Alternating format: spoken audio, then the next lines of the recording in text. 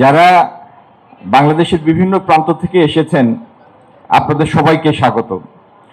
আমার আগে এই এসএমই ফাউন্ডেশনের পরিচালক এবং ব্যবস্থাপনা পরিচালক এবং আমাদের প্লাস্টিক ম্যানুফ্যাকচারার্সদের সভাপতি একটা খুব গুরুত্বপূর্ণ কথা বলেছেন যে এই দেশের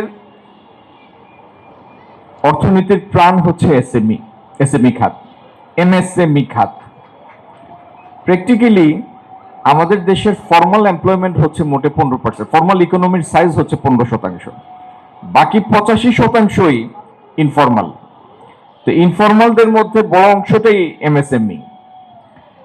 গত 3-4 দিন আগে আমরা এসএমই প্রতিষ্ঠানগুলির সহায়তায় একটা ক্রেডিট হোলসেলিং এর জন্য হোলসেলিং কার্যক্রমের আওতায় 300 কোটি টাকা বরাদ্দ করেছি।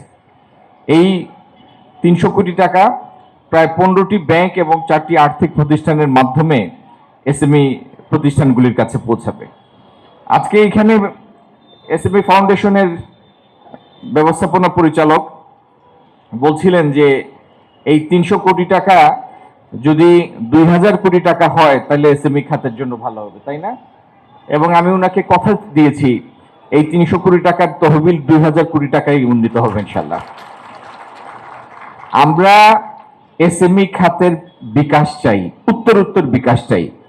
এই বিকাশের প্রয়োজনে যে বাস্তবসম্মত আহ্বান নিয়ে আপনারা এগিয়ে আসবেন, প্রধানমন্ত্রী তারেক রহমানের নেতৃত্বাধীন বিএনপি সরকার আপনাদের সাথে থাকবে।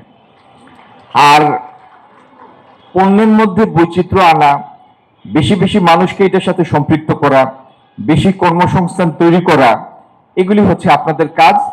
আপনাদের জন্য আমরা ফ্যাসিলিটেটর হিসাবে সরকার সবসময় পাশে থাকবো।